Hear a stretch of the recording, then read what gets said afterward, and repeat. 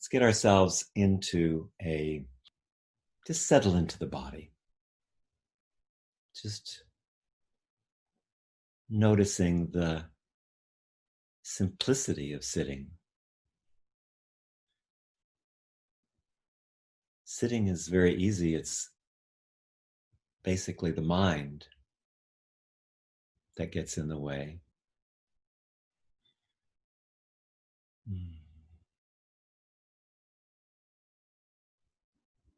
So let's just notice our breath. And straighten the spine. Bring the chin in and the back of the head up a little bit.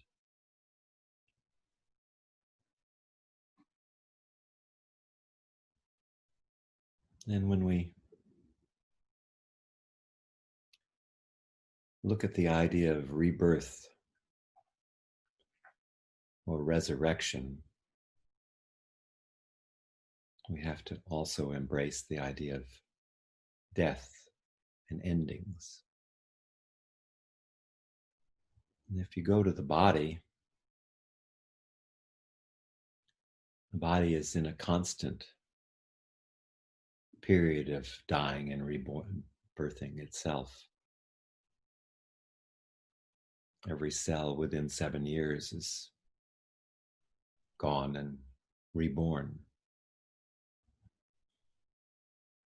So let's start with exploring the cellular nature, our first teachers, really, in being with death and rebirth.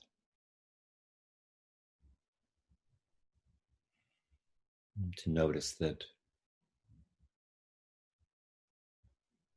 there's no struggle in the process of cells dying and being reborn.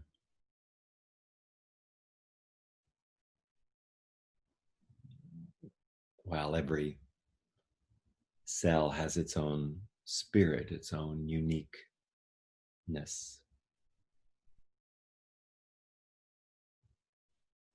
It isn't fearing death.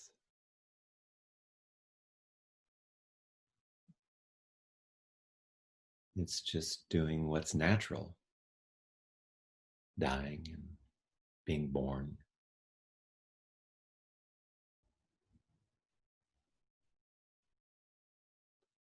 So the body is always the first teacher.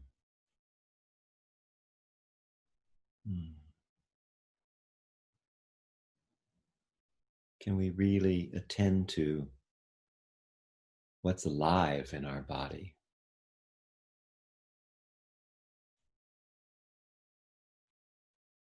And feel the movement of that aliveness.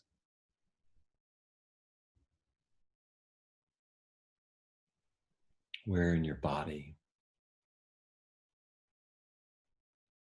do you experience aliveness?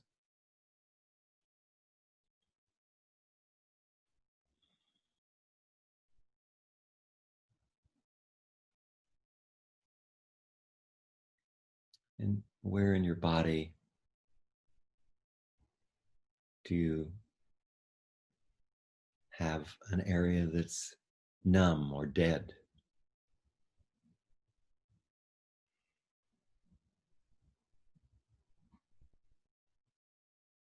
Where skin is shedding itself as we sit.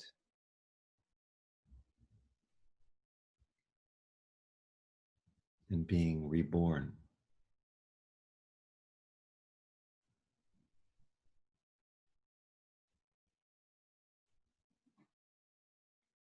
$50 trillion cells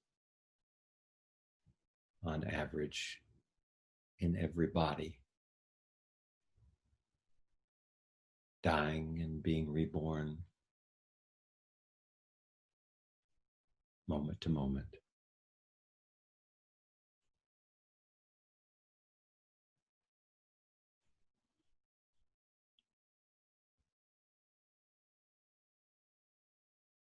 The natural process.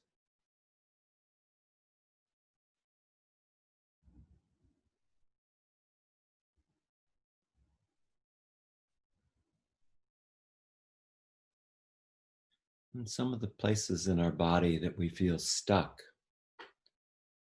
or numb,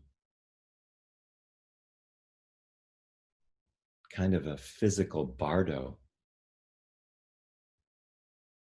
where we don't want to let go. We're holding, unwilling to let that old part of the body relax into its own natural death, and to bring back the aliveness. The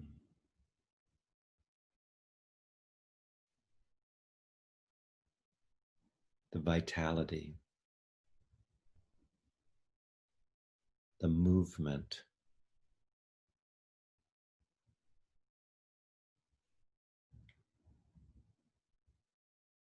Every one of those 50 trillion cells has 100 to 200 trillion atoms, dying and being born.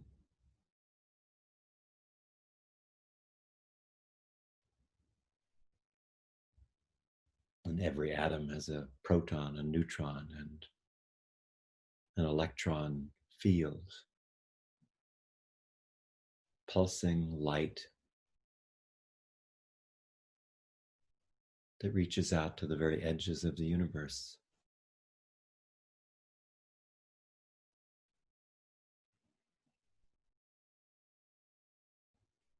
Turning on and off.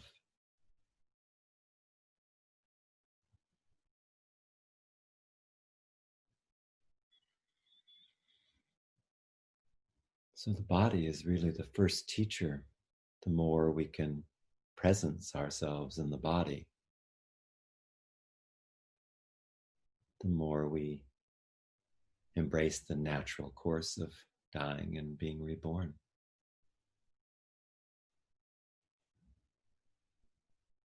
And then if we look at the emotions, noticing what we're feeling right now,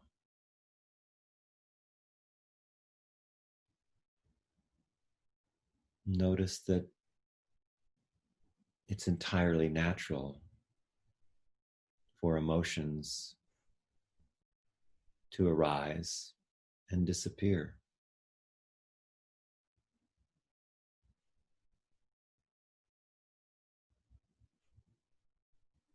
Now, when we, with our mind, get stuck in emotion, say we're stuck in fear or stuck in anger,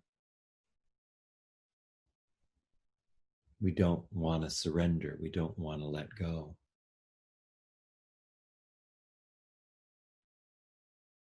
So we hold on to that. We create disease, disharmony, anxiety, more fear, stress. But the natural way of emotions is to be born, to energetically move through us physically, and to die into the next emotion that's being born.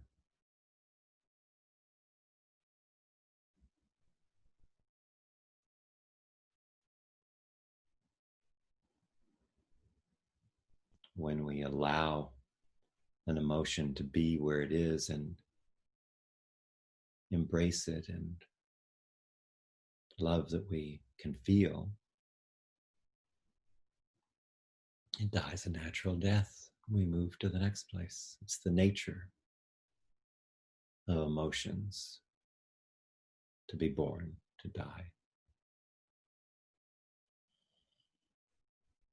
And just breathe into that. Notice how you feel about that. Notice any stories that are attached to that, where they might be in the body.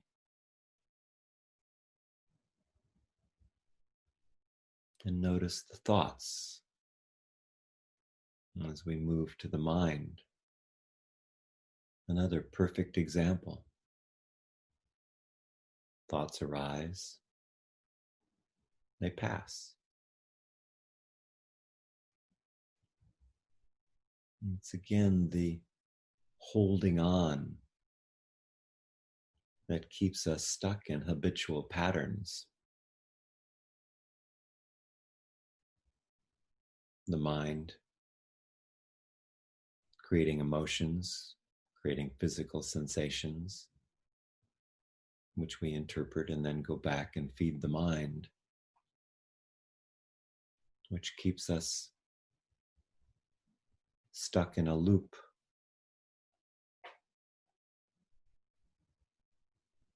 A circular movement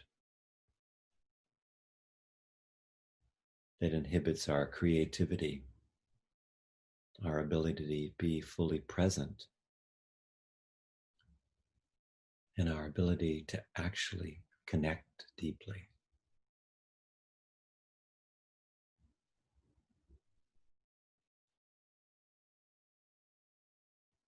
So every part of us is teaching the lessons of birth, death, rebirth.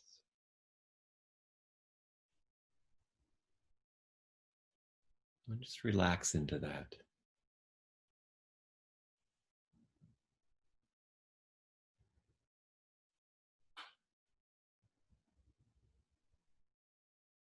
It's our nature.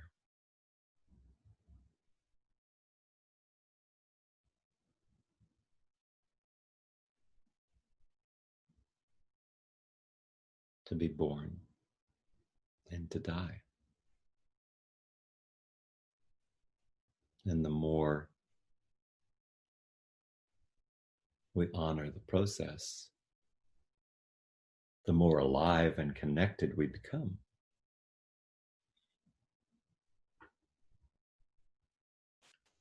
Take that in with the breath.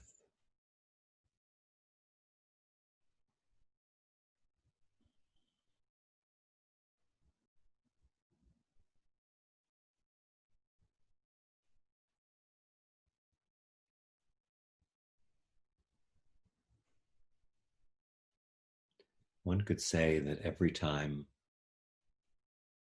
we presence ourselves, that is a rebirth.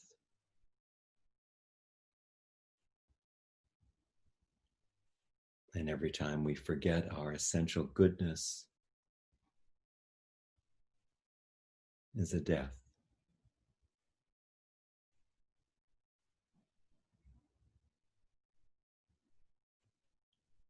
What's alive is what's present.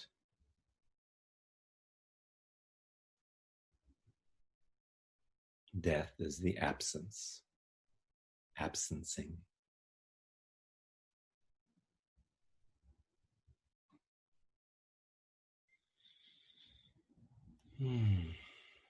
So let's just take a few more breaths together.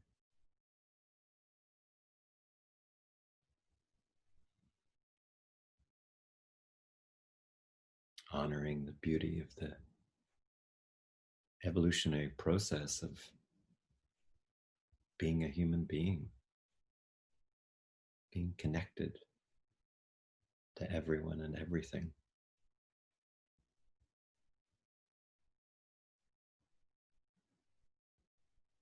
It is this process that connects us with life.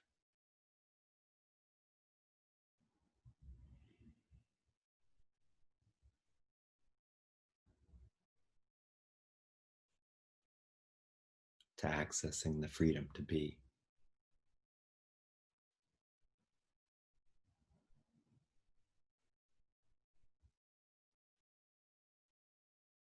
And when you're ready, just begin to bring yourself back fully into this new moment.